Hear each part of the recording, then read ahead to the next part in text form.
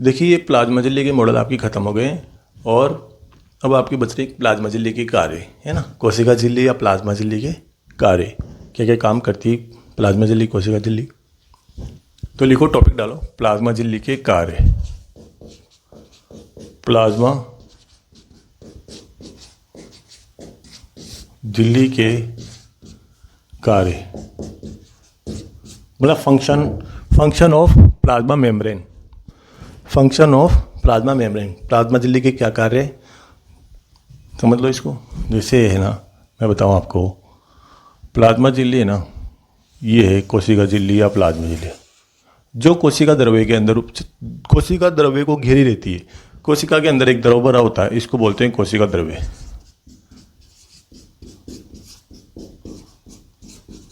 कोशिका द्रव्य। अब इस कोशिका के अंदर जो द्रव भरा होता है इसको बोलते हैं कोशिका द्रव्य। इस द्रव्य को, इस जीव द्रव्य को या कोशिका द्रव्य को जो घेरे हुई रहती है, भाई पतली झिल्ली घेरी रहती है, उसी को बोलते हैं कोशिका झिल्ली। कोशिका के चारों ओर पाई जाने वाली झिल्ली कोशिका झिल्ली। कोशिका झिल्ली।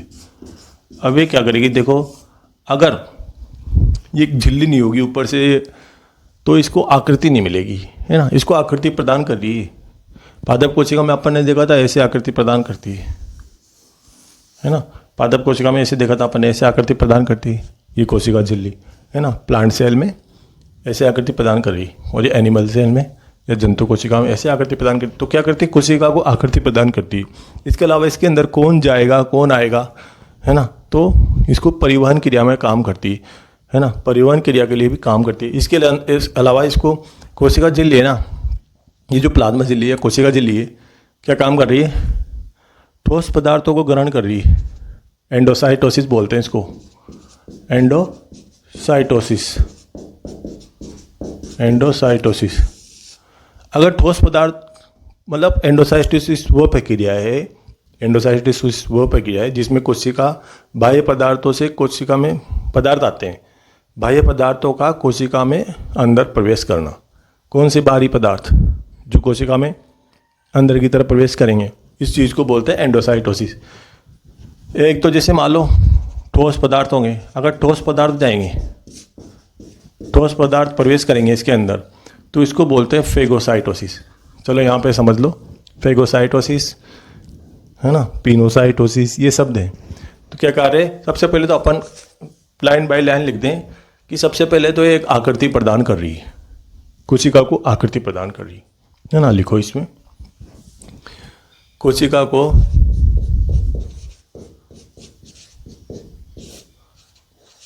को आकृति प्रदान करना, आकृति व आकार प्रदान करना, आकृति व आकार प्रदान करना, कोशिका को आकृति व आकार प्रदान करना। दूसरा क्या काम है, दूसरा है एंडोसाइटोसिस। एंडोसाइटोसिस लिख लो डायरेक्ट। एंडोसाइटोसिस क्या होता है, कोशिका के अंदर जैसे बाहरी पदार्थ है, लिक्विड भी होता है, सॉलिड भी होता है, ठोस पदार्थ भी होता है और द्रव्य पदार्थ होता है ना। लिक्विड भी होता है, सॉलिड भी होता है। जो ठोस पदार्थ जाएगा, जो सॉलिड मटेरियल जाएगा कोशिका के अंदर, उसको बोलते हैं फेगोसाइटोसिस सबसे पहले, है ना। और तरल पदार्थ जाएगा उसको बोलते हैं पिनोसाइटोसिस। फेगो और पिनो, साइटोसिस तो वही, लेकिन फेगोसाइटोसिस में क्या होगा, ठोस पदार्थ अंदर जाएंगे कोशिका के अंदर, और पिनोसाइटोसिस में क्या होगा, द्रव पदार्थ अंदर जाएंगे, लिक्विड चीज़ें अंदर जाएगी, है ना। तो पहले इसको समझ लेते हैं, एंडोसाइटोसिस क्या होता है। एंडोसाइटोसिस का मतलब है कोशिका के अंदर बाहर के पदार्थों का कोशिका के अंदर प्रवेश करना, है ना। बाह्य पदार्थों का, बाहरी पदार्थों का कोशिका के अंदर प्रवेश, इसे बोलते हैं एंडोसाइटोसिस। तो लिखो,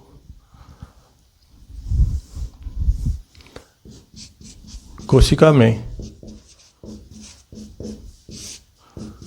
में बाहरी पदार्थों का बाह्य लिख लो इसको, हिंदी में ऐसे आता है, बाह्य पदार्थों का प्रवेश प्रवेश होना एंडोसाइटोसिस कहलाता है।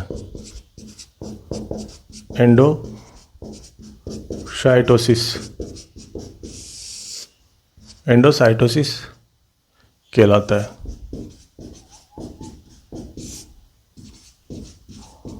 है ना। अब ये एंडोसाइटोसिस भी निम्न प्रकार का होता है। एक तो होगा, अब ये एंडोसाइटोसिस निम्न प्रकार का होता है, यह निम्न प्रकार का होता है, निम्न प्रकार का, इसको यहाँ पे बना लो ऐसे, निम्न प्रकार का होता है। एंडोसाइटोसिस जो प्रक्रिया है वो निम्न प्रकार की होती है। ए पॉइंट डालो आप। एक तो बोलते हैं फेगोसाइटोसिस, फेगोसाइटोसिस ये क्या होती है? देखो फेगोसाइटोसिस, फेगो इसको सेल ईटिंग भी बोलते हैं, सेल ईटिंग, इसे सेल ईटिंग, ईटिंग मतलब खाना, ईटिंग कोई भी चीज़ खाते हैं ना अपन, तो ईटिंग मतलब ईट यानी खाना, ईट यानी खाना, तो सेल ईटिंग मतलब कोशिका पदार्थों को खा रही है, कोशिका ठोस पदार्थों को खा रही है, सॉलिड चीज़ों को खा रही है ना, तो उसको बोलते हैं कोशिका के अंदर ठोस पदार्थों का कोशिका के अंदर प्रवेश करना, उसको बोलते हैं फेगोसाइटोसिस। तो लिखो इसमें, ठोस पदार्थों का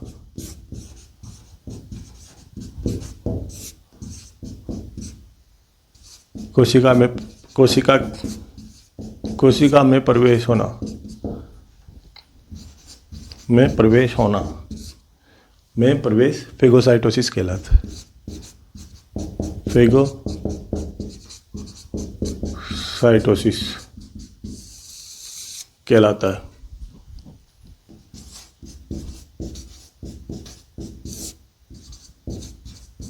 ठोस पदार्थों का कोशिका के अंदर प्रवेश होना फेगोसाइटोसिस कहलाता है।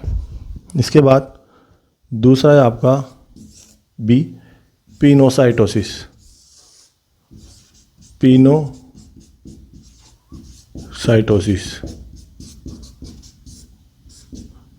देखो यहाँ तो है फेगो, यहाँ है पिनो, बाकी साइटोसिस तो वही है।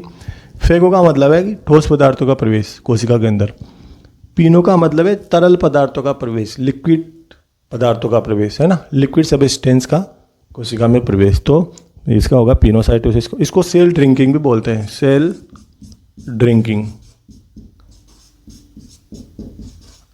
का मतलब है कोई भी चीज़ पीना, है ना, ड्रिंकिंग का मतलब है पीना, है ना, तो सेल ड्रिंकिंग कोशिका का पीना, किसी भी तरल पदार्थों का कोशिका के अंदर प्रवेश, इसको बोलते हैं अपन पिनोसाइटोसिस। तो लिखो इसमें, इसे यहाँ पे लिख लो,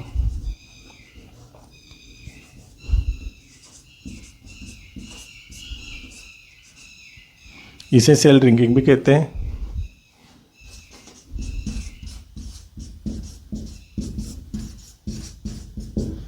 है ना। अगला पॉइंट इसमें है, तरल पदार्थों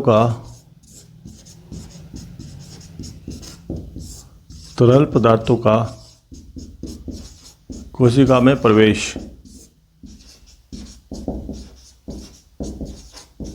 होना क्या कहलाता है? पिनोसाइटोसिस कहलाता है। पिनोसाइटोसिस कहलाता है।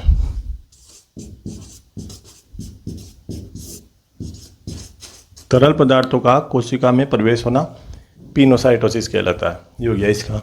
एक और इसका प्रकार है सी, एक्सोसाइटोसिस।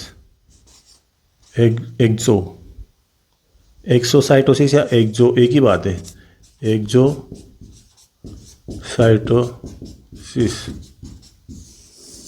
एक्सो भी यहाँ सो भी हो सकता है, एक ही बात है ना, जो की जगह सो। एक्सोसाइटोसिस या एक्सोसाइटोसिस, आप तो स लिखो, स आने के चांस ज़्यादा रहते हैं। एक्सो यहाँ पे ज लिख देना चाहे तो, है ना। एक्सोसाइटोसिस या एक्सोसाइटोसिस, तो इसका मतलब इंग्लिश में बोलेंगे इसको साइटोसिस, एक्जोसाइटोसिस। इसको सेल वोमिटिंग भी कहते हैं, यहाँ पे लिख लो इसे सेल वोमिटिंग। वोमिटिंग का मतलब उल्टी आना, कोशिका से पदार्थों का बाहर निकलना। जैसे उल्टी आती है ना अपने, तो अपने अंदर से पदार्थ बाहर निकलते हैं। इसी प्रकार इसको एक्जोसाइटोसिस का मतलब है कोशिका के अंदर से बाहर पदार्थों का बाहर निकलना, कोशिका के अंदर से पदार्थों का बाहर निकलना, इसको बोलते हैं एक्जोसाइटोसिस। और इसे सेल वोमिटिंग भी बोलते हैं। वोमिटिंग का मतलब उल्टी, वोमिटिंग, सेल वोमिटिंग भी कहते हैं इसको, सेल वोमिटिंग भी कहते हैं।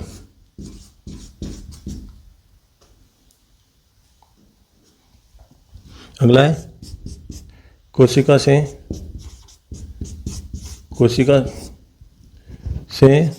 पदार्थों का बाहर निकलना, पदार्थों का बाहर निकलना,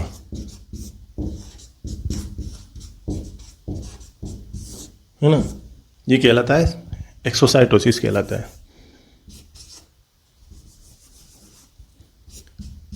एक्सोसाइटोसिस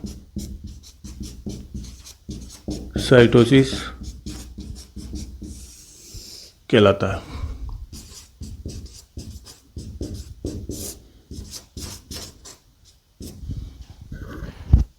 वहाँ पे चित्र बना लिया, वरना पूरा अपना हो जाता है एक बोर्ड में, है ना। इसके कार्य दो तो हो गए, एक दो और बच रहे हैं, है ना। वो कार्य भी लिखेंगे, इसको को भी बता रहा हूँ, एक बार पहले समझ लो इसको। देखो कोशिका के कार्य पढ़ रहे हैं अपन, है ना, जिसमें कोशिका खत्म हो जाएगी। कोशिका झिल्ली के कार्य पढ़ रहे हैं जिसमें कोशिका झिल्ली आपकी खत्म हो जाएगी, है ना। उसके बाद आपकी कोशिकांग चलेंगी, सेल ऑर्गेनेल्स वो चलेंगी, है ना। तो देखो इसमें क्या होता है कि कोशिक प्लाज्मा झिल्ली के क्या कार्य हैं, है ना। टॉपिक डालो, प्लाज्मा झिल्ली के कार्य। अब प्लाज्मा झिल्ली के क्या कार्य है? कोशिका को आकृति प्रदान करती है, आकार प्रदान करती है, कोशिका को अलग अलग आकृति प्रदान करती है, शेप प्रोवाइड करती है उसको, कोशिका को, है ना। कोशिका के चारों ओर जो पाई जाती है वो कोशिका झिल्ली या प्लाज्मा झिल्ली, एक ही बात है।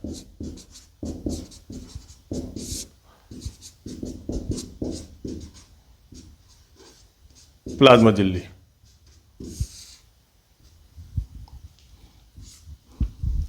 है ना। तो कोशिका को आकृति प्रदान करती है। दूसरा बात है एंडोसाइटोसिस क्रिया करती है। कौन? एंडोसाइटोसिस क्रिया करती है प्लाज्मा झिल्ली, है ना। क्या काम करती है? एंडोसाइटोसिस क्या होता है? कोशिका के अंदर बाह्य पदार्थों का प्रवेश होना। आप तो बाहर ही लिख लो यहाँ पे, ताकि आपको आसानी से समझ में आ जाएगा। बाह्य बाहरी एक ही बात है ना। कोशिका में बाहरी पदार्थों का प्रवेश होना, बाहरी पदार्थों का कोशिका में प्रवेश, बाहरी पदार्थों का कोशिका में प्रवेश होना क्या कहलाता है? एंडोसाइटोसिस कहलाता है। एंडोसाइटोसिस कहलाता है। यह निम्न प्रकार का होता है, मतलब कोशिका के अंदर बाहर से जो पदार्थ जाएंगे ना, उसको बोलते हैं एंडोसाइटोसिस। अब एंडोसाइटोसिस कैसे होता है? ठोस पदार्थ भी जाएंगे, तरल पदार्थ भी जाएंगे, है ना। उस कोशिका से बाहर भी निकालेगी वो। सेल वोमिटिंग अलग है थोड़ी, पर लिख लो आप तो। फेगोसाइटोसिस का मतलब है कि इसके अंदर ठोस पदार्थ बाहर जाएंगे। ठोस पदार्थ तो मतलब इसको सेल ईटिंग भी कहते हैं। फेगोसाइटोसिस का मतलब है कि इसके अंदर है ना ठोस पदार्थों का कोशिका में प्रवेश होना फेगोसाइटोसिस कहलाता है। मतलब ठोस पदार्थ कोशिका के अंदर जाएंगे तो उसको बोलते हैं फेगोसाइटोसिस। सेल ईटिंग भी बोलते हैं, इसे सेल ईटिंग भी कहते हैं, है ना। इसे सेल ईटिंग भी कहते हैं।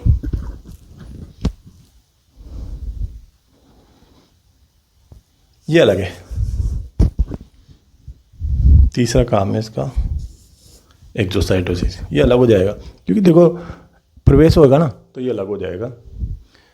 ये तो फेगोसाइटोसिस। और पिनोसाइटोसिस में क्या होगा? इससे सेल ड्रिंकिंग भी कहते हैं। अगर ठोस पदार्थ जाएं कोशिका के अंदर तो फेगोसाइटोसिस।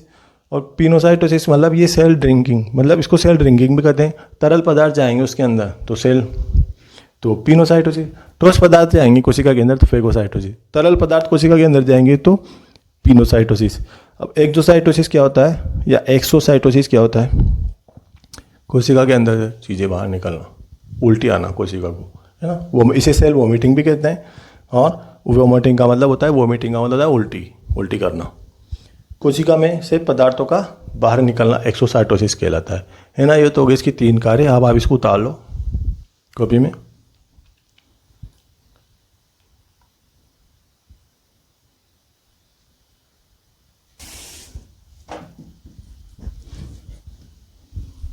देखो, तो आपके 3 कार्य हो चुके हैं, है ना। कुछ प्लाज्मा कोशिका झिल्ली की 3 कार्य पढ़ लिया अपन ने, प्लाज्मा झिल्ली की 3 कार्य पढ़ लिए। अब अपन चौथा कार्य पढ़ते हैं, परिवहन। परिवहन परिवहन क्या होता है? देखो, परिवहन का मतलब होता है कि कोशिका के अंदर, कोशिका का अंदर प्रवेश करेगा, चीज़ें, बहुत सारी चीज़ें अंदर प्रवेश करेगी, बाहर निकलेगी, है ना। तो कोशिका भित्ति के अंदर कौन सी चीज़ बाहर जाएगी, कौन सी चीज़ बाहर आएगी, इस चीज़ मतलब अंदर जाना बाहर आना पदार्थों का, ये कहलाता है परिवहन, है ना। तो परिवहन का काम कौन करती है? कोशिका झिल्ली, है ना।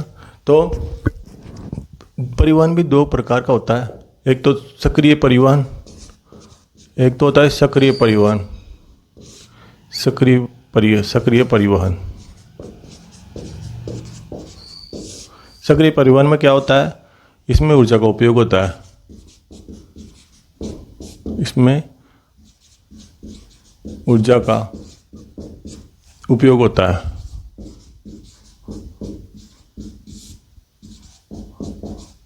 ऊर्जा का उपयोग होता है ना। और दूसरा है आपका निष्क्रिय परिवहन। निष्क्रिय परिवहन, इसमें ऊर्जा का उपयोग नहीं होता। इसमें डायरेक्ट लिख लो, इसमें ऊर्जा का उपयोग नहीं होता।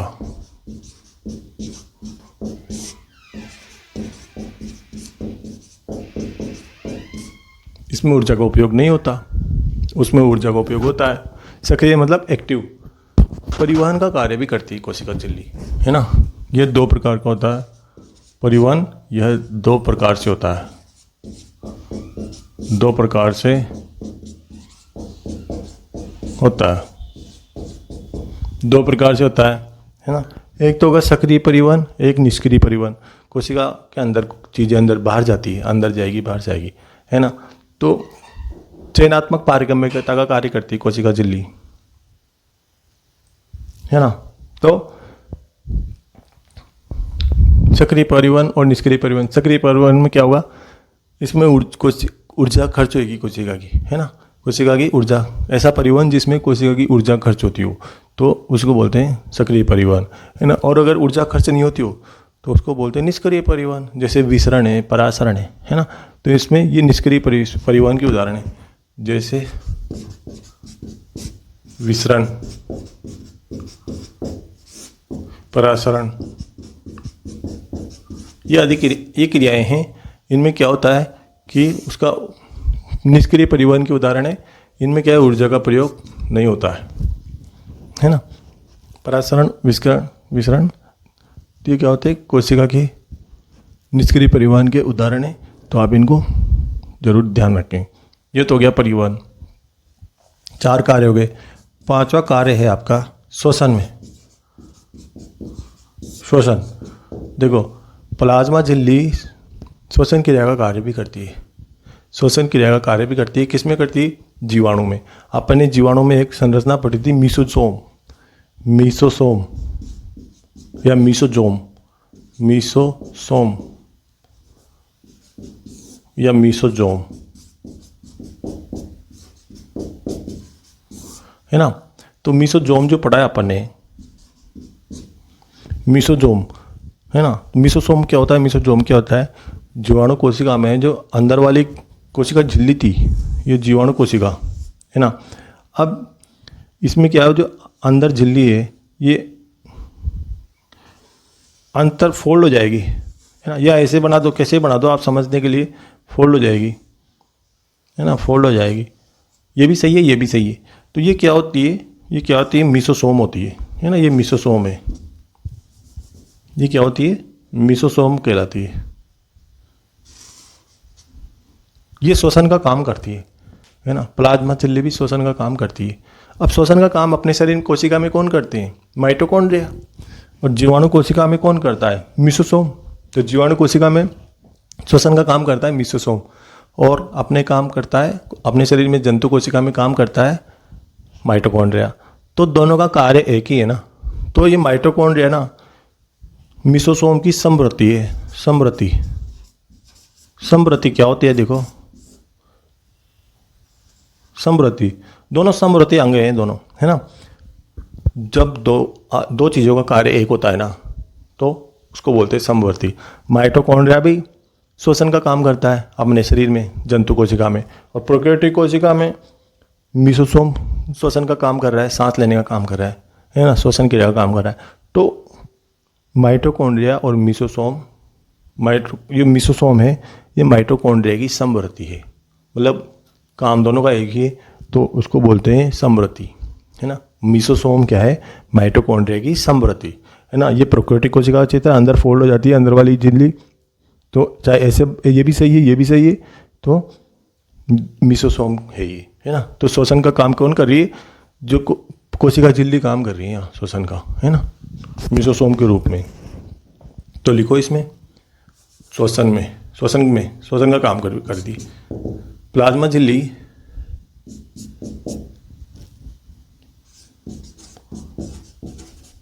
प्लाज्मा झिल्ली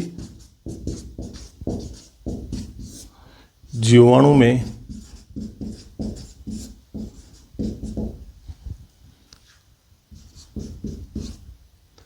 मिसोसोम, जीवाणु में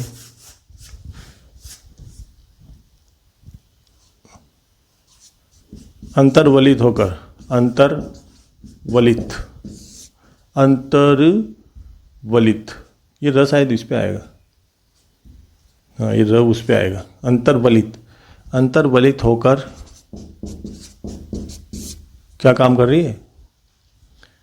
प्लाज्मा झिल्ली जीवाणु में अंतर्वलित होकर, वो अंतर्वलित होगी अंदर वाली कोशिका, है ना, श्वसन का काम करती है, श्वसन में सहायक होती है, श्वसन में सहायक होती है,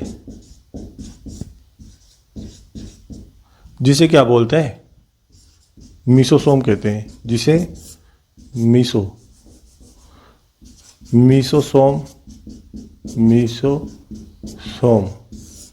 या मिसोजोम, दोनों नाम का ध्यान रखना, कुछ भी आ जाए, या मिसोजोम कहते हैं। या एक लाइन और ध्यान रखना इसकी, आप जीवाणु में एक लाइन आती है सीधी इसकी, एक तो मिसोसोम जीवाणु में,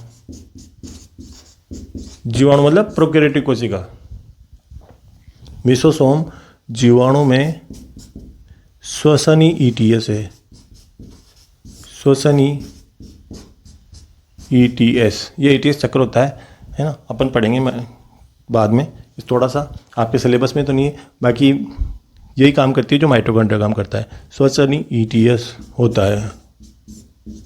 क्वेश्चन आता है जीवाणु में श्वसनी ईटीएस का कार्य करती है, कौन करती? मिसोसोम। या जीवाणु में श्वसनी ईटीएस होता है तो मिसोसोम। अगला है आपका जो माइटोकॉन्ड्रिया और मिसोसोम एक दूसरे की क्या होती है? समवर्ती होती है, तो ये भी लिख लेते हैं, माइटोकॉन्ड्रिया मिसोसोम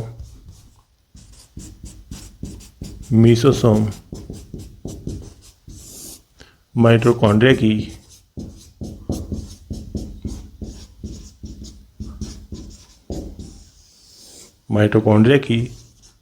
समवर्ती है, मिसोसोम माइटोकॉन्ड्रिया की समवर्ती। इस पॉइंट को जरूर ध्यान रखें आप। तो प्लाज्मा झिल्ली क्या क्या काम करती है? देखो प्लाज्मा झिल्ली क्या काम करती है? परिवहन का कार्य करती है प्लाज्मा झिल्ली।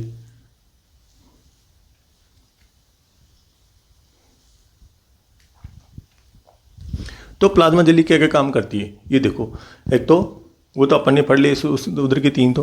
अब ये चौथा है परिवहन का कार्य करती है। परिवहन मतलब ट्रांसपोर्ट, चयनात्मक पारगम्यता का काम कर रही है। कौन अंदर जाएगा, कौन बाहर आएगा, है ना। तो ये परिवहन, इसको परिवहन भी कहते हैं, है ना। तो परिवहन का काम कर रही है प्लाज्मा झिल्ली, है ना। तो ये बाहरी पदार्थ है ना, ये अंदर जाएगा और कोई अंदर से है ना बाहर आएगा, अंदर से बाहर आएगा, है ना। तो उसको तो बोलते हैं वोमिटिंग, उल्टी होना और अंदर पहुंचना इसको बोलते हैं एंडोसाइटोसिस, है ना। एंडो, देखो अब परिवहन का काम करते हैं तो उसमें ऊर्जा भी तो खर्च होती है। किसी में ऊर्जा खर्च होती है, किसी में नहीं होती, है ना। तो अगर ऊर्जा खर्च होती है, सक्रिय परिवहन, ये परिवहन भी 2 प्रकार का होता है, सक्रिय परिवहन और निष्क्रिय परिवहन। सक्रिय परिवहन में क्या होगा, इसका ऊर्जा का उपयोग होगा, इसमें ऊर्जा खर्च होगी। और निष्क्रिय परिवहन में क्या होगा, इसमें ऊर्जा खर्च नहीं होगी, ऊर्जा का उपयोग नहीं होगा। जैसे कि विसरण और परासरण, ये 2 ऐसी क्रियाएं हैं जिनमें खर्च नहीं होती। विसरण का मतलब होता है कि फैलना, जैसे अगरबत्ती की कोरी खुशबू फैलती है, ये सब, है ना। तो उसको विसरण बोलते हैं। बाकी अपन और तरीके से भी समझेंगे श्वसन क्रिया में। इसको देखो आप, तो विसरण और परासरण को छोड़ो, आप तो इसको देखो श्वसन क्या होता है। और अब ये प्लाज्मा झिल्ली का क्या कार्य है, श्वसन में भी सहायक होती है, रेस्पिरेशन में सहायक है। श्वसन कैसे सहायक है, जो प्रोकैरियोटिक कोशिका होती है, जीवाणु होता है, उसमें जो अंदर वाली, उसमें जो कोशिका झिल्ली है ये मुड़ जाती है और मिसोसोम बना लेती है, समझ गए। ये इसमें अंदर की जो ये कोशिका झिल्ली है, ये अंदर की तरफ प्लाज्मा झिल्ली है, ये मुड़ जाएगी और मिसोसोम बना लेगी, है ना। और ये श्वसन का काम करती है। माइटोकॉन्ड्रिया, अपने जंतु कोशिका में माइटोकॉन्ड्रिया करता है श्वसन का काम, और प्रोकैरियोटिक कोशिका में या जीवाणु में कौन करता है, मिसोसोम करता है। तो ये क्या है, समवर्ती है एक दूसरे की। मिसोसोम माइटोकॉन्ड्रिया की समवर्ती, क्योंकि दोनों एक ही काम करते हैं, दोनों एक ही कार्य करते हैं, दोनों का कार्य एक है, एक ही है। श्वसन, मिसोसोम जीवाणु में श्वसनी ईटीएस होता है, ये सीधा आता है एग्जाम में। जीवाणु में श्वसनी ईटीएस है मिसोसोम। प्लाज्मा झिल्ली जीवाणु में अंतर्वलित होकर क्या बनाती है, एक श्वसन में सहायक होती है, जिसे क्या बोलते हैं, मिसोसोम या मिसोजोम कहते हैं, है ना। तो मिसोसोम जो जीवाणु में श्वसनी ईटीएस होता है, अपने शरीर में माइटोकॉन्ड्रिया करते हैं। देखो फेफड़ों में केवल गैसों का आदान प्रदान होता है, श्वसन नहीं होता। श्वसन या तो होगा आपके एल्वोलीज में, है ना, कूपिकाओं में, है ना। तो उनमें भी क्या होता है, माइटोकॉन्ड्रिया होता है, कोशिका के अंदर माइटोकॉन्ड्रिया होता है। तो माइटोकॉन्ड्रिया में होता है श्वसन की प्रक्रिया, है ना। तो इसका ध्यान रखें। बाकी बना लें, आप कॉपी में उतार लें।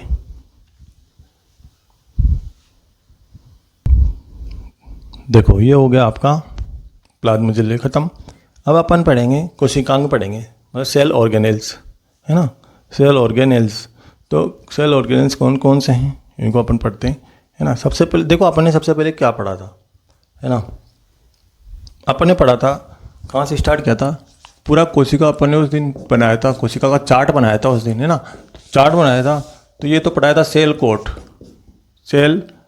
कोट मतलब कोशिका आवरण, है ना, कोशिका आवरण। देखो अपन चार्ट समझते हैं पहले, चार्ट में अपन ने उस दिन समझ भी लिया था, लेकिन अपन इसको फिर से थोड़ा सा देख लेते हैं भाई अपन कहाँ पे चल रहे हैं, है ना। तो कोशिका आवरण, अब ये कोशिका आवरण है ना, एक ये तो दो कोशिका के 2 भाग है, कोशिका आवरण और ये होता है आपके जीव द्रव्य, है ना। तो जो जीव द्रव्य या प्रोटोप्लाज्म, कोशिका आवरण के अंदर अपन 2 भाग पढ़े थे। एक तो पढ़ा था अपन ने कोशिका भित्ति, सेल वॉल, कोशिका भित्ति, है ना, सेल वॉल। और एक पढ़ा है अपन ने कोशिका झिल्ली,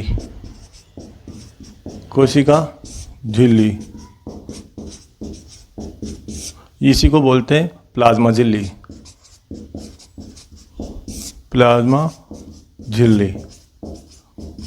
ये था। अब इसको इंग्लिश में बोलते हैं प्लाज्मा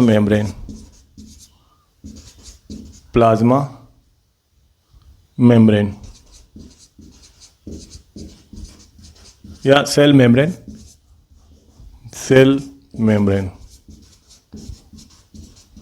सेल मेम्ब्रेन, एक ही बात है। ये तो हो गई।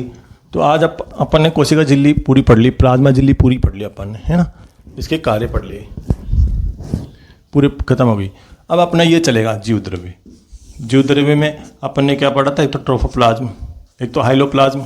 जीव द्रव्य में क्या क्या है, जीव द्रव्य के 3 भाग है। जीव द्रव्य के 3 भाग है, एक तो साइटोप्लाज्म मतलब कोशिका द्रव्य, कोशिका द्रव्य, कोशिका द्रव्य। दूसरा है इसका केंद्रक, और तीसरा है इसका रिक्तिका, वैक्यूल, हाँ, न्यूक्लियस, इसको न्यूक्लियस बोलते हैं, इसको वैक्यूल बोलते हैं, इसको साइटोप्लाज्म बोलते हैं, है ना। साइटोप्लाज्म, साइटोप्लाज्म ऐसे भी जाता है, साइटोप्लाज्म। इसको न्यूक्लियस बोलते हैं ना, तो इस इंग्लिश में आ जाता है न्यूक्लियस, न्यूक्लियस ऐसे भी जाता है एग्जाम में, है ना। तो इसका ध्यान रखिए आप, इंग्लिश वर्ड्स भी अपन थोड़े थोड़े लिखेंगे, है ना, इंग्लिश वर्ड्स का ध्यान रखना है। तो अपन ने ये कोशिका के 2 भाग है, सेल कोट मतलब कोशिका आवरण और जीव द्रव्य या प्रोटोप्लाज्म, है ना। तो 2 भाग है इसके। अब इसके 2 भाग है, कोशिका आवरण के 2 भाग पढ़ लिया अपन ने, सेल वॉल पढ़ लिया, कोशिका भित्ति पढ़ लिया अपन ने, और कोशिका झिल्ली ये पढ़ लिया अपन ने, मतलब प्लाज्मा झिल्ली, इनके मॉडल ये पढ़ लिया अपन ने। अब अपन पढ़ेंगे जीव द्रव्य, प्रोटोप्लाज्म, जीव द्रव्य। अब जीव द्रव्य के 3 भाग है, कोशिका द्रव्य, केंद्रक और रिक्तिका, ये तीनों पढ़ेंगे अपन। अब कोशिका द्रव्य के अंदर भी ना क्या क्या मिलता है, कोशिका द्रव्य के अंदर कोशिकांग पाए जाते हैं। कोशिका द्रव्य के भी 2 भाग होते हैं, हाइलोप्लाज्म, ये तो परिधीय भाग होता है ना, और एक होता है ट्रोफोप्लाज्म, ट्रोफोप्लाज्म। इस ट्रोफोप्लाज्म को पढ़ना अपन को। ट्रोफोप्लाज्म में ही पाए जाते हैं कोशिकांग, कोशिकांग पाए जाते हैं एक तो इसमें, है ना, कोशिकांग मतलब सेल ऑर्गेनेल्स, कोशिकांग पाए जाते हैं, और इसमें पाई जाती है निर्जीव वस्तुएं, निर्जीव अंतर वस्तुएं, निर्जीव नॉन लिविंग पार्ट, ये तो लिविंग पार्ट है और ये नॉन लिविंग पार्ट है। लिविंग पार्ट में एक सेल आएंगे, ये लिविंग पार्ट, लिविंग पार्ट में कोशिकांग आएंगे, और ये नॉन लिविंग पार्ट में आएगा, है ना, नॉन लिविंग पार्ट।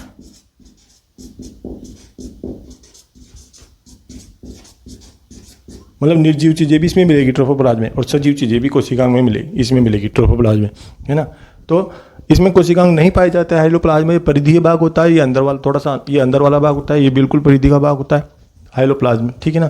तो अपन यहाँ से स्टार्ट करेंगे अब कोशिका द्रव्य से, है ना, साइटोप्लाज्म से, फिर केंद्रक पढ़ेंगे, फिर रिक्तिका पढ़ेंगे अंत में, है ना, जिसमें चैप्टर खत्म होएगा अपना, ठीक है। तो इसको इससे आपको पता पड़ गया अपन कहाँ पे चल रहे हैं चैप्टर में।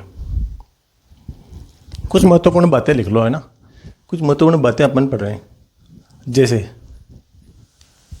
कुछ महत्वपूर्ण बिंदु ऐसे करके लिखो। आपको बताया कि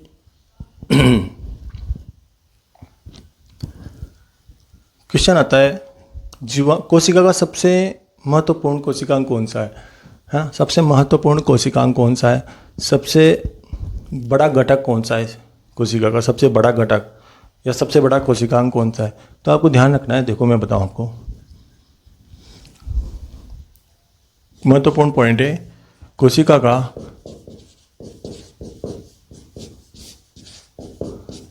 सबसे महत्वपूर्ण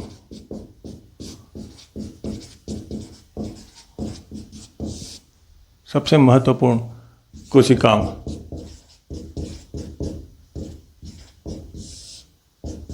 सबसे महत्वपूर्ण कोशिकांग कौन सा है, केंद्रक है, केंद्रक। अगला पॉइंट, कोशिका का सबसे महत्वपूर्ण घटक, कोशिका का सबसे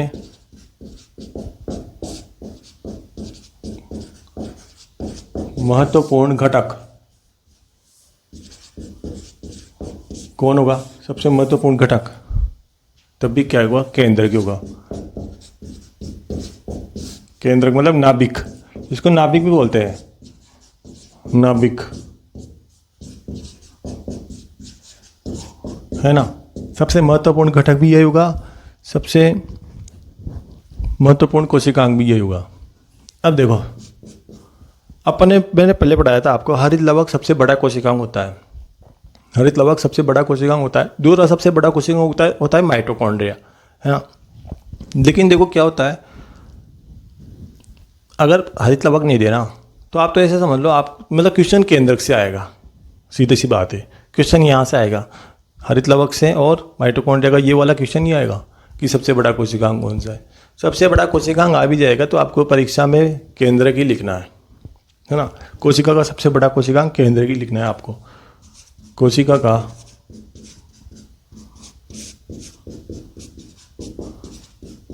सबसे बड़ा कोशिकांग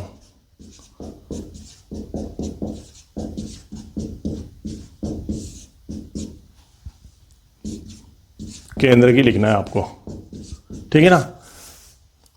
किसी भी कोशिका का ऐसे आए तो, किसी भी कोशिका का, चाहे पादप हो चाहे जंतु हो, किसी भी कोशिका का सबसे बड़ा कोशिकांग आपको केंद्रक ही लिखना है, हरित लवक नहीं लिखना।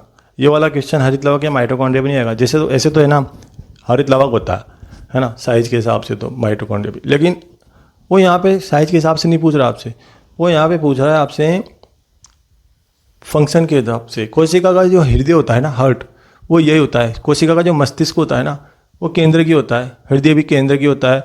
तो सब कुछ केंद्र की होता है। सबसे बड़ा घटक भी होता है, सबसे महत्वपूर्ण घटक भी होता है। तो आपको केंद्र ही सही करना है ना। माइटोकॉन्ड्रिया हरित लवक को सही नहीं करना है एग्जाम में। केंद्रक ऑप्शन दिखते ही केंद्रक पे, केंद्रक नहीं दिखे तो फिर बात तो अलग है ना। फिर तो हरित लवक माइटोकॉन्ड्रिया आ जाएगा। बाकी आपको मेन तो काम, सबसे बड़ा कोशिकांग भी केंद्रक है, सबसे महत्वपूर्ण घटक भी केंद्रक है, सबसे महत्वपूर्ण कोशिकांग भी केंद्रक है या नाभिक है। इसका न्यूक्लियस नाम भी आ जाता है, न्यूक्लियस, न्यूक्लियस, न्यूक्लियस एक ही बात है। इंग्लिश में न्यूक्लियस बोलते हैं, है ना, न्यूक्लियस, NU, न्यूक्लियस, है ना। तो आपको इस चीज़ का ध्यान रखना है, क्योंकि अगर RS MSSB में आ गया है क्वेश्चन तो अलग बात है, मतलब डिलीट हो जाएगा और तो क्या होगा। पर है ना, ये वाला आप तो इसी को पे टिक लगाना, माना जाएगा तो केंद्रक माना जाएगा, है ना। क्योंकि क्वेश्चन इस प्रकार का क्वेश्चन केंद्रक में से ही आएगा, हरित लवक और माइटोकॉन्ड्रिया में से इस प्रकार का क्वेश्चन ये जाएगा। बाकी ये दोनों तो बिल्कुल सही है, घटक और कोशिकांग, सबसे महत्वपूर्ण घटक और सबसे महत्वपूर्ण कोशिकांग और सबसे महत्वपूर्ण घटक, तो ये केंद्र की आएगा, यहाँ तो कन्फर्म है। बाकी है ना, इसमें है ये थोड़ा विवादित है, क्योंकि क्या है, देखो सबसे बड़ा कोशिकांग है ना, केंद्रक माना जाएगा, क्योंकि कोशिका की मेन काम यही करता है ना। तो अपन अब पढ़ रहे हैं प्रोटोप्लाज्म, जीव द्रव्य। हेडिंग डालो जीव द्रव्य या प्रोटोप्लाज्म। प्रोटोप्लाज्म इंग्लिश में प्रोटोप्लाज्म बोलते हैं इसको, ऐसे भी आ सकता है ये जीव द्रव्य। देखो क्या होता है जीव द्रव्य अंदर, कोशिका जीव द्रव्य आपके अंदर। तो सबसे पहली बात तो कोशिका द्रव्य क्या होता है। जीव द्रव्य होता है, हेडिंग डाल दो जीव द्रव्य प्रोटोप्लाज्म, अपन अब पढ़ेंगे। तो जीव द्रव्य क्या होता है, कोशिका द्रव्य और केंद्रक द्रव्यों को मिलाकर, कोशिका द्रव्य प्लस केंद्रक द्रव्य, केंद्रक द्रव्य, इन दोनों को मिलाकर कहते हैं जीव द्रव्य, है ना। साइटोप्लाज्म और न्यूक्लियोप्लाज्म, जैसे कोशिका होती है, ये कोशिका, इसके अंदर जो द्रव भरा होता है इसको बोलते हैं कोशिका द्रव्य। कोशिका के अंदर जो द्रव भरा होता है उसको कोशिका द्रव्य। अब ये होता है इसका बीच में केंद्रक, है ना, ये होता है इसका केंद्रक। अब केंद्रक का अंदर जो भरा रहेगा द्रव, केंद्रक, इसको केंद्रक बोलते हैं, है ना। तो इसके अंदर जो द्रव भरा होगा ये केंद्रक द्रव्य, केंद्रक द्रव्य, केंद्रक द्रव्य, है ना। इसके अंदर जो द्रव भरा होता है इसको बोलते हैं अपन केंद्रक द्रव्य। केंद्रक के अंदर जो द्रव भरा होता है उसको बोलते हैं केंद्रक द्रव्य। कोशिका के अंदर जो द्रव भरा होता है उसको बोलते हैं कोशिका द्रव्य। तो इन दोनों को मिला के जो केंद्रक द्रव्य और कोशिका द्रव्य, इन दोनों को मिलाकर जो द्रव बनता है उसको बोलते हैं जीव द्रव्य, है ना। तो कोशिका द्रव्य और केंद्रक द्रव्य, इन दोनों को मिलाने से जीव द्रव्य बनता है। मतलब ये पूरा मिला के जीव द्रव्य है ना। तो ये है जीव द्रव्य, ये होता है पहला पॉइंट। तो ये है इसका जीव द्रव्य, है ना। तो ये सब बड़े बड़े बातें हैं, आप इनका ध्यान रखना है एग्जाम में।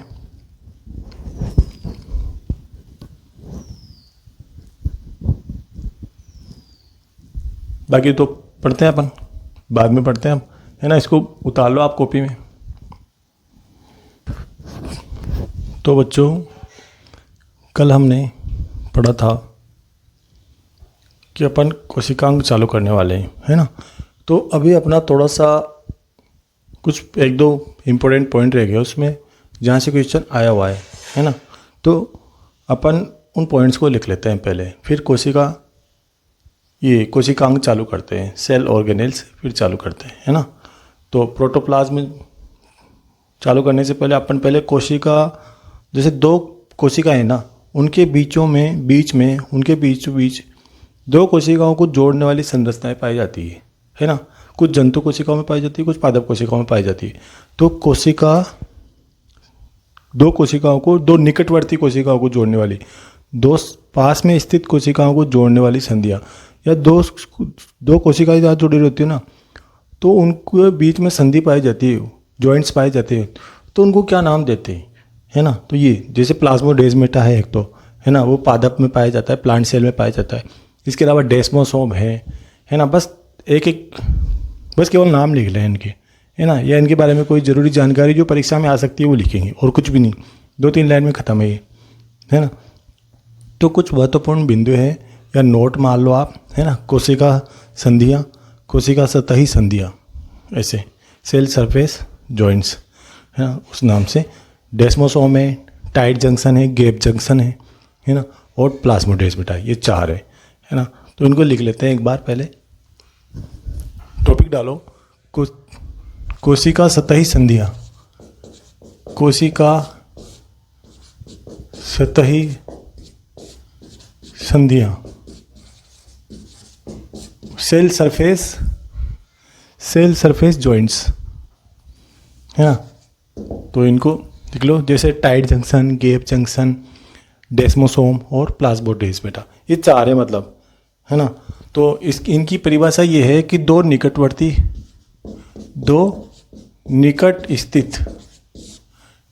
स्थित कोशिकाओं को, दो पास में स्थित कोशिकाओं को जोड़ने वाली संरचनाएं, है ना, क्या कहलाती है, कोशिका सतही संधियाँ। ये क्या करती है, ये दो निकट स्थित कोशिकाओं को जोड़ने का काम करती है, चाहे वो प्लाज्मोडेस्माटा हो, चाहे कुछ भी हो, है ना। प्लाज्मोडेस्माटा हो, चाहे डेस्मोसोम हो, चाहे टाइट जंक्शन हो या गैप जंक्शन हो, है ना। तो ये चारों की चारों क्या काम करती है, दो निकट स्थित कोशिकाओं को जोड़ने का काम करती है,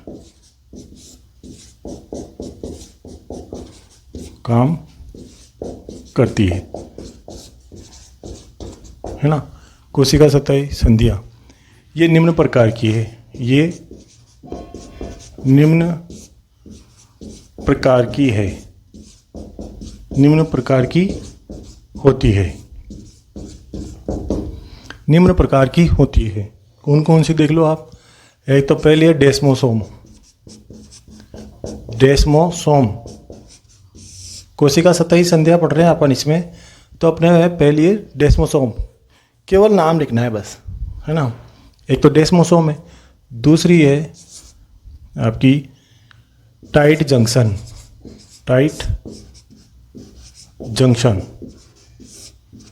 तीसरी है आपकी गैप जंक्शन। नाम केवल बस नाम ध्यान रहे आप पढ़ा है, कुछ ऐसा पढ़ा हुआ है, कुछ ऐसा गैप जंक्शन, है ना। चौथा है प्लाज्मोडेस्माटा,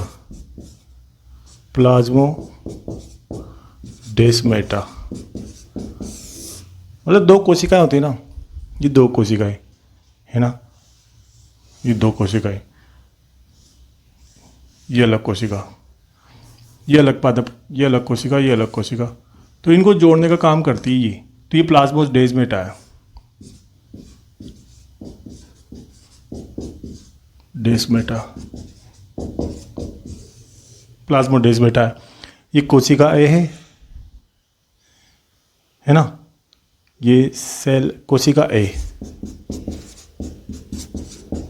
कोशिका ए ये है, ये कोशिका बी है, ये वाली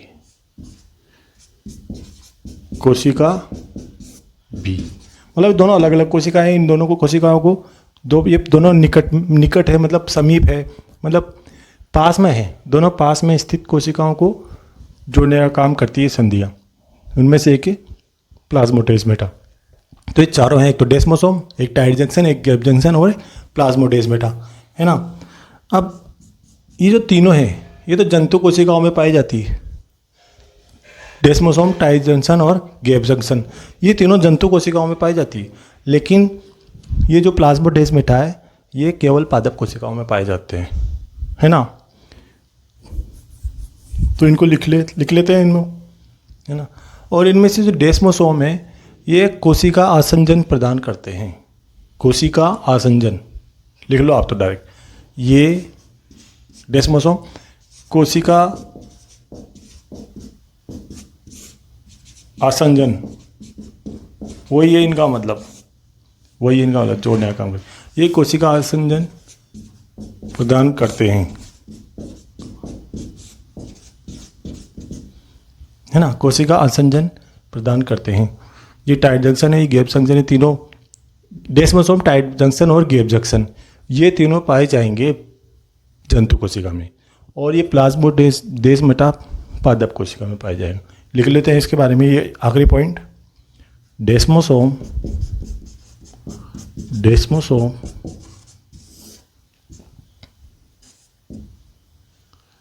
टाइट जंक्शन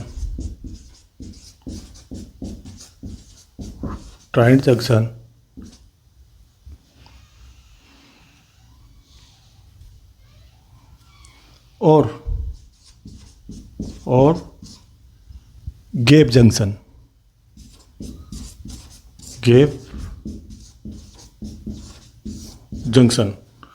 ये तीनों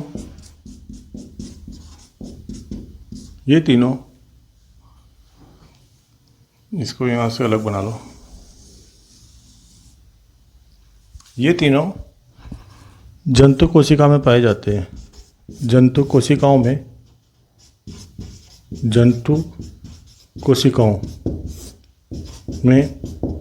पाए जाते हैं।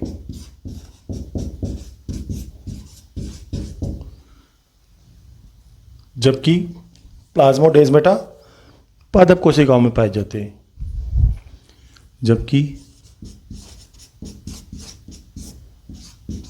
प्लाज्मोडेस्माटा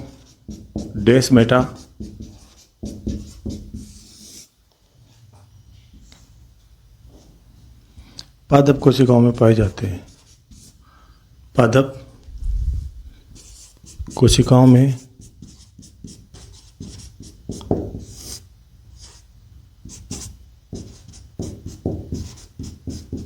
पाए जाते हैं,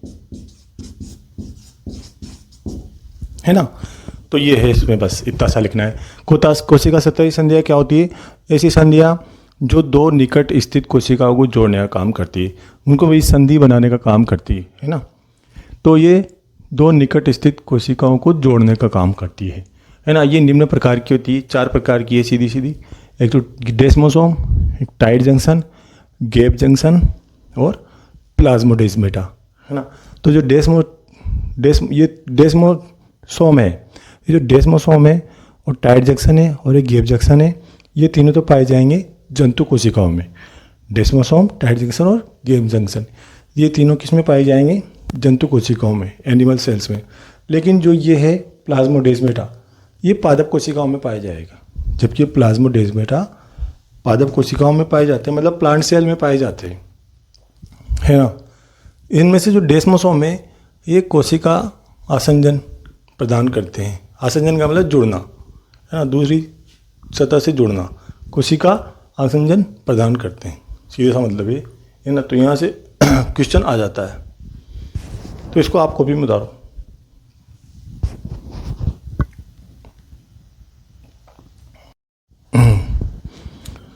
तो अपना ये हो गया कोशिका संधि, कोशिका सतही आसंजक, मतलब ये कोशिका सतही संध्या।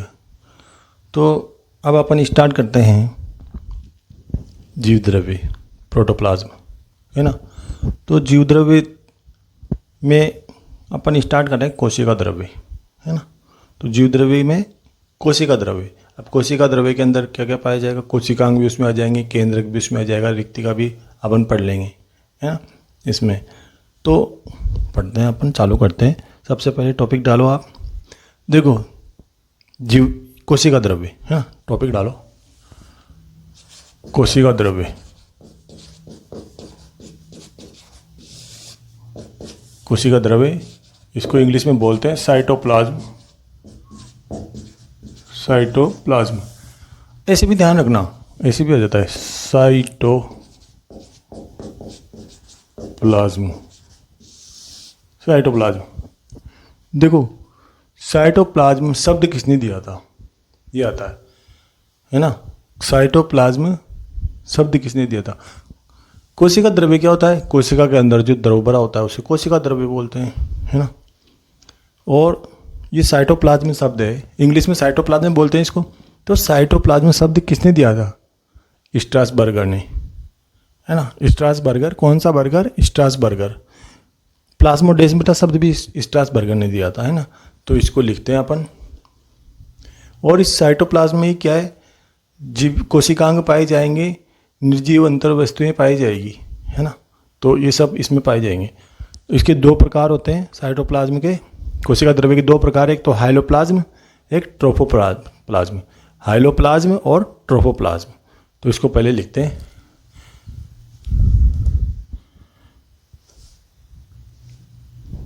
कोशिका द्रव्य क्या होता है, कोशिका से घिरा हुआ द्रव कोशिका द्रव्य कहलाता है ना। कोशिका झिल्ली, कोशिका झिल्ली लिख लो, चलो। कोशिका झिल्ली या प्लाज्मा झिल्ली,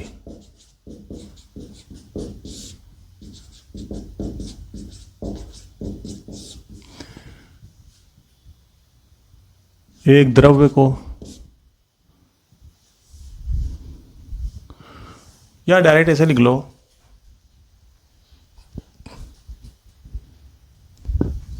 एक द्रव्य को घेरे रहती है,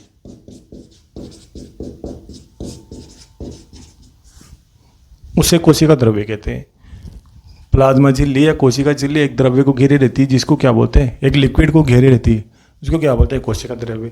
या ऐसे भी लिख लो आप, या कोशिका के अंदर एक द्रव भरा होता है, कोशिका में द्रव भरा होता है, एक द्रव भरा होता है। ये कभी परीक्षा में नहीं आएगी इसकी परिभाषा। एक द्रव भरा होता है, बस अपन को समझने के लिए, आप तो समझने के लिए होता है, जिसे कोशिका द्रव्य कहते हैं।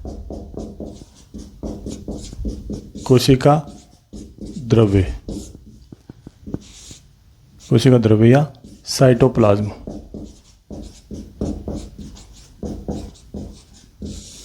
है ना, साइटोप्लाज्म कहते हैं। मतलब कोशिका है ना, ये कोशिका, कोई भी एक कोशिका, इसके अंदर जो द्रव भरा होगा उसे बोलते हैं कोशिका द्रव्य। कोशिका द्रव्य या साइटोप्लाज्म, है ना। ये कोशिका है, कोशिका झिल्ली है, कोशिका झिल्ली, कोशिका झिल्ली। अब देखो ये अच्छे अच्छे पॉइंट अब आएंगे। साइटोप्लाज्म, कोशिका द्रव्य को बोलते हैं साइटोप्लाज्म, इंग्लिश में साइटोप्लाज्म। तो साइटोप्लाज्म शब्द सबसे पहले किसने दिया था? साइटोप्लाज्म शब्द सबसे पहले दिया था स्ट्रासबर्गर ने, है ना। तो इसको लिखो, साइटोप्लाज्म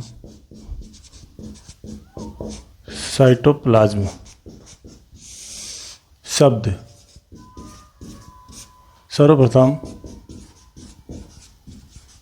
सर्वप्रथम स्ट्रासबर्गर ने दिया।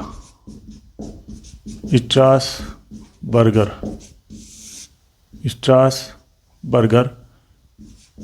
ने दिया। स्ट्रासबर्गर ने दिया था। कौन सा बर्गर है? स्ट्रासबर्गर, है ना। प्लाज्मोडेस्माटा, ये वाली लाइन भी लिख लो यहाँ पे। प्लाज्मोडेस्माटा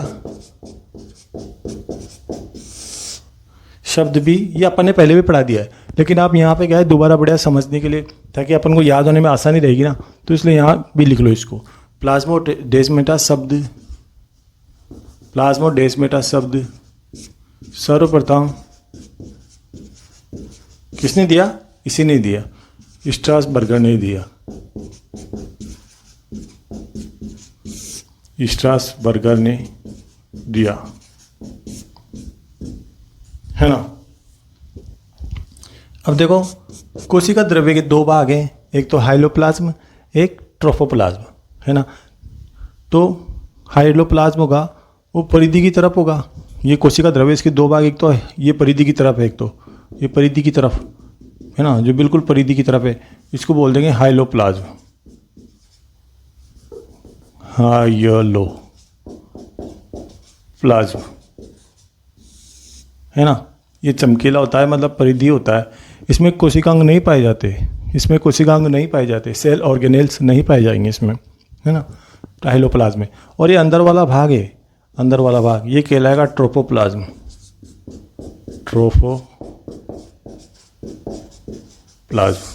ये अंदर वाला भाग, जबकि परिधि वाला भाग होता है हाइलोप्लाज्म।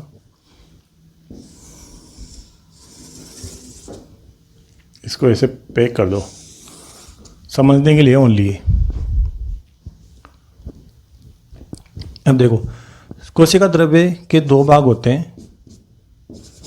कोशिका द्रव्य या साइटोप्लाज्म के, कोशिका द्रव्य के दो भाग होते हैं। दो भाग होते हैं। पहला है आपका हाइलोप्लाज्म।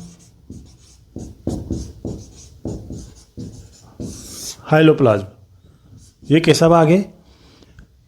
यह परिधीय भाग होता है। कैसा भाग होता है? परिधीय भाग होता है ना। कैसा भाग होता है? परिधीय भाग होता है।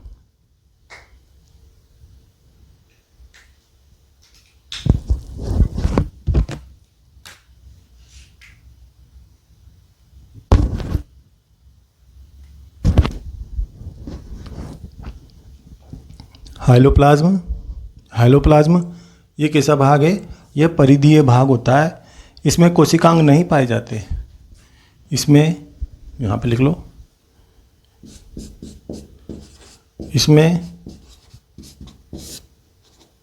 कोशिकांग नहीं पाए जाते। कोशिका के अंदर पाए जाने वाले अंग, कोशिका प्लस अंग। कोशिकांग मतलब कोशिका प्लस अंग, मतलब जीवित संरचनाएं, वो नहीं पाए जाएंगे इसके अंदर। कोशिकांग क्या होता है? जैसे माइटोकॉन्ड्रिया है, क्लोरोप्लास्ट है, गोल्जी कोय है ना, या गोल्जी बॉडी है, लाइसोसोम है। ये सब पढ़ेंगे अपन, कौन से कोशिकांग है ना, उनकी संरचना पढ़ेंगे अपन, है ना, उनके कार्य पढ़ेंगे। तो हाइलोप्लाज्म में क्या होता है? ये परिधि वाला भाग होता है और इसमें कोशिकांग नहीं पाए जाते,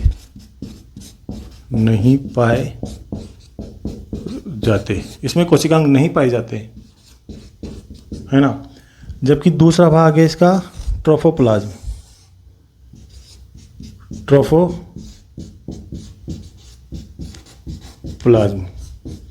इसमें क्या होगा? देखो, इसमें कोशिकांग पाए जाते हैं, है ना। बस यही है कोशिका द्रव्य का वो भाग,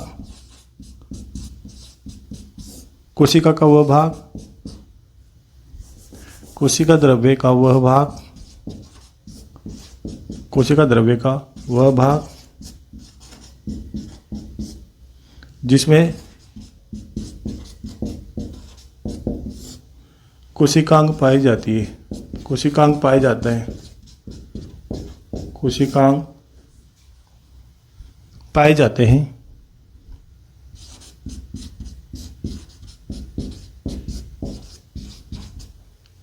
क्या कहलाता है? ट्रोफोप्लाज्म कहलाता है। ट्रोफोप्लाज्म